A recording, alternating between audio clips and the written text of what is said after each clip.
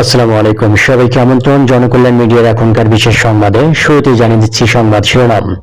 বৈশাখী ভাতা মূল বেতনের 50% করার সুপারিশ করা হবে নবম পে স্কেলে, এছাড়াও বাড়ছে চিকিৎসা ভাতা। এখন জানিয়ে দিচ্ছি বিস্তারিত। নবম পে স্কেলে বৈশাখী ভাতা মূল বেতনের 50% করার সুপারিশ করতে যাচ্ছে জাতীয় বেতন কমিশন। আগামী বুধবার 21 জানুয়ারি প্রধান উপদেষ্টার কাছে সংক্রান্ত সুপারিশ জমা দেওয়া হবে। সোমবার 19 জানুয়ারি পে কমিশনের একটি সূত্র জানিয়েছে, সরকারি কর্মকর্তা কর্মচারীরা বর্তমানে মূল বেতনের 20% বৈশাখী ভাতা পেয়ে থাকেন।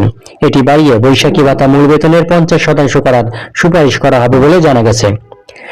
নাম অপ্রকাশিত রাখার সত্ত্বে কমিশনের এক সদস্য বলেন, বৈশাখী ভাতা বৃদ্ধির সুপারিশ করা হচ্ছে, তবে ঈদ বোনাস আগের মতোই থাকবে। তবে অন্যান্য ভাতার বিষয়ে এই সদস্য আর কোনো তথ্য জানাতে পারেননি।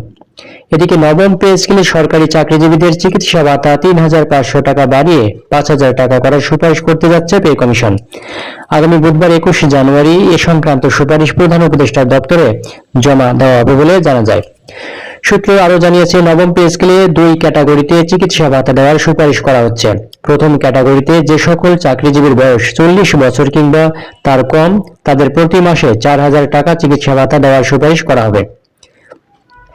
আর দ্বিতীয় ক্যাটাগরিতে যাদের বয়স 40 বছরের বেশি, তাদের 5,000 টাকা চিকিৎসা ভাতা দেওয়ার সুপারিশ করবে কমিশন।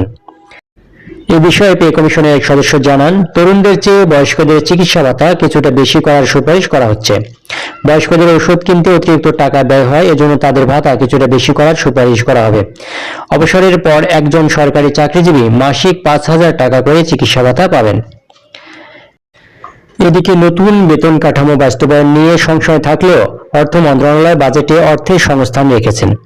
2025-26 অর্থ বছরের বাজেটে সরকারি কর্মকর্তা কর্মচারীদের বেতন ভাতা খাতে বরাদ্দ বাড়িয়ে 1,06,684 কোটি টাকা করা হয়েছে, যা আগের তুলনায় প্রায় 22,000 কোটি টাকা বেশি। অর্থ বিভাগের এক কর্মকর্তা জানান, মূল বেতন বা ভাতার যে কোনো একটি জানুয়ারি থেকে বাস্তবায়নের লক্ষ্য ধরে এই বরাদ্দ দেওয়া হয়েছে। বাকি অংশ পরবর্তী সরকারের সিদ্ধান্তের উপর নির্ভর করবে। দর্শক, এই ছিল সরকারি চাকরিজীবীদের পে স্কেল সংক্রান্ত সর্বশেষ আপডেট। পরবর্তী সংবাদের আপডেট জানতে চ্যানেলটি সাবস্ক্রাইব করুন, মতামত জানিয়ে দিন কমেন্টে। এতক্ষণ সঙ্গে থাকার জন্য সবাইকে অসংখ্য ধন্যবাদ।